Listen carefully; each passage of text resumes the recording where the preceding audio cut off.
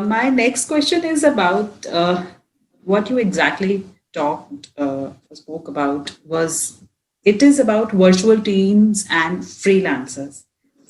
Uh, Before pandemic COVID-19, there was very small segment of people working virtually or remotely, you can say.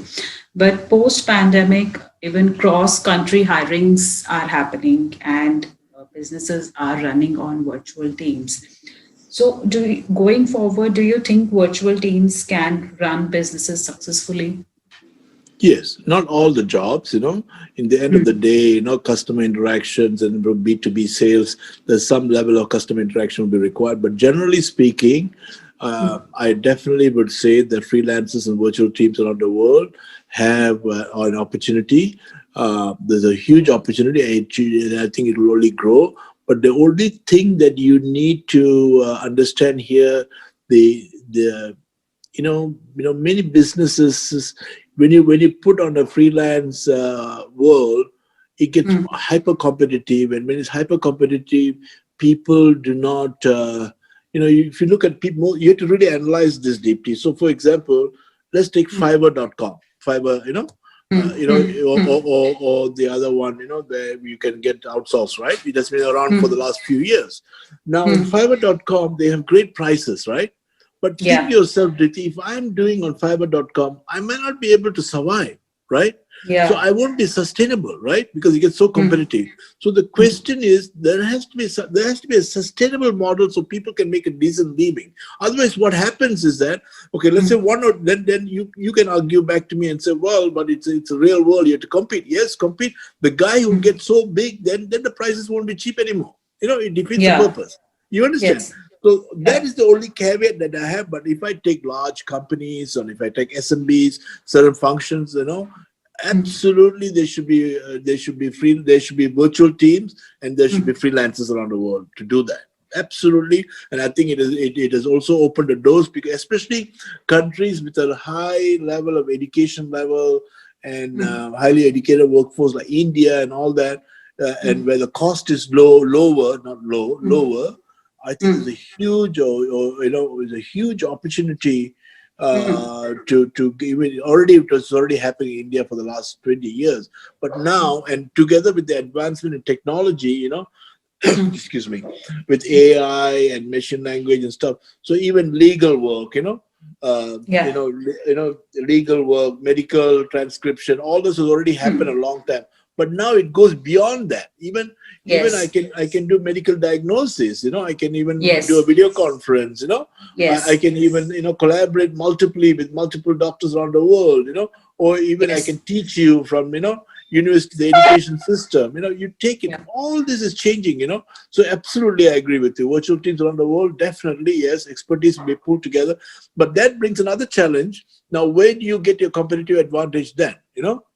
Mm, So that tells you that you don't necessarily have to be that smart in the AI world. In the AI and machine learning world, you don't have to be that smart, because you just need to acquire those technologies.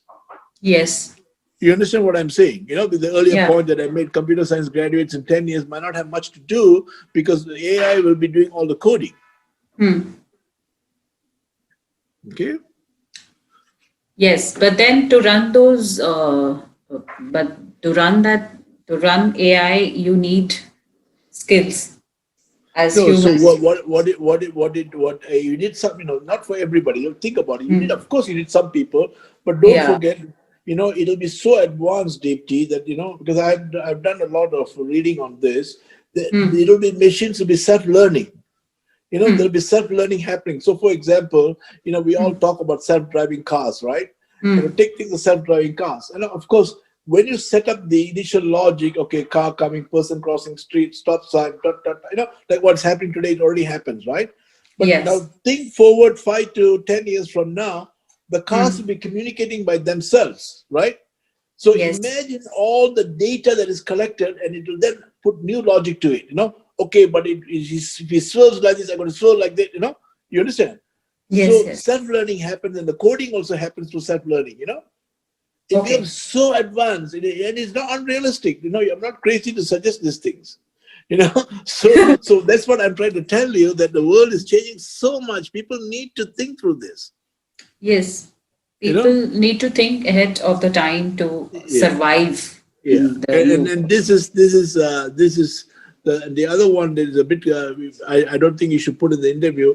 You take, I mean, I'm sure you heard the recent announcement from the Biden administration. That all the Mhm. government's vehicles they're going to buy must be electric cars. So the U.S. government buys 6 million vehicles they use a year. They buy Hmm. 6 million vehicles. For the army, for the government Yeah. transport, everything, right? Hmm. Hmm.